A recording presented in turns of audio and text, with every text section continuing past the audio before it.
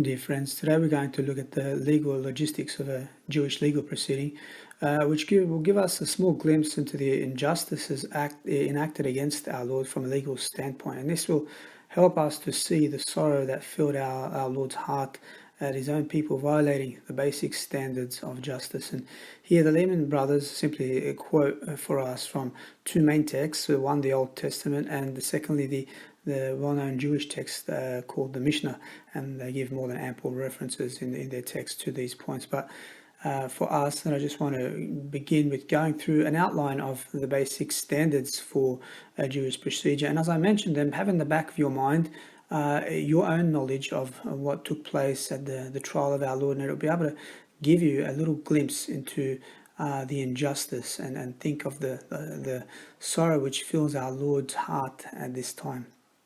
So firstly, as regards the day and the hour on which the holding of a court was forbidden, under the penalty of nullification of the judgments pronounced. Firstly, the court must not be held on a Sabbath or any holy day. The court was not to assemble even on the day preceding the Sabbath or on a feast day. The trial of an important case is not to be continued during the night, and no session of the court could take place before the offering of the morning sacrifice. As regards the hearing of the witnesses had to be two in number. The witnesses had to give their testimony separately and always in the presence of the accused. Before testifying, the witnesses needed to promise conscientiously to tell the truth. The judges required to carefully weigh the testimony of each witnesses where necessary, and no testimony was valid unless the witnesses all agreed on the same fact in all of its details. And the false witnesses or false witness were to suffer the penalty to which they sought the condemned person whom they had calumniated.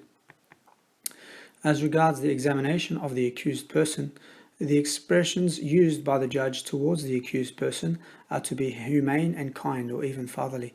The accused was not to be condemned on his own confession or testimony. As regards the judgment, when the trial of a criminal case is to terminate in the sentence of death, it cannot be concluded the same day on which it had begun, but the judges must defer till the next day the voting and the passing of the sentence. On the night intervening, the judges, having retired to their houses, are to reconsider minutely the details of the evidence of the crime, weighing with sincerity of conscience the proofs adduced against the accused and the arguments made in his defense. In order to secure a more careful deliberation, the judges are under obligation to abstain from, during the night, from heavy food, wine, and intoxicating beverages, and from anything that would have a tendency to incapacitate them for correctly thinking. On their return the next day to the Hall of Justice, each judge in his turn votes for or against the accused. The Lehman brothers at this point conclude with this statement: but were these rules or procedure scrupulously adhered to in the trial of Jesus? This is the important question that remains to be considered. We have proved indisputably that the members of this body had resolved beforehand to pass judgment of sentence of death upon Jesus. We shall now proceed to demonstrate the fact that throughout the public trial of Jesus, that all the forms of ordinances which we have mentioned were wantonly violated and trodden underfoot, and that actions of the Sanhedrin in the condemnation of Jesus of Nazareth were devoid, as it were, of even the semblance of justice or legality, and it was nothing less than an assassination. And so we can say, and we can understand why, in light of these points, that the early church fathers were very clear not to excuse the Jewish leaders from the guilt of the death of our Lord. And this is because, as we just pointed out, they certainly understood that our Lord was himself given very little, even basic justice due to anyone, even from that standpoint alone. And yet we can say truly our Lord's words on Calvary were for these men: "Forgive them, Father, for they know not what they do." Christ's prayer was one of mercy, for they truly didn't understand the depth of the blindness, for they had become so perverse that they didn't even see literally the truth that stood in their midst. And so we can say the same is the case with many of our church leaders today.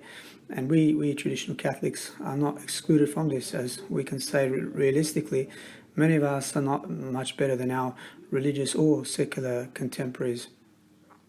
Just look at the way that we sometimes are quick to assume a Pharisaical attitude to anyone who perhaps doesn't meet our standard of what we would call holiness.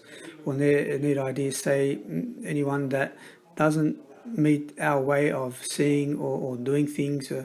The Pharisees could do what they did because they used their religious perception to blind them and fill their hearts with self-righteousness, rather than give them a lower estimation of themselves and a greater love for their neighbor.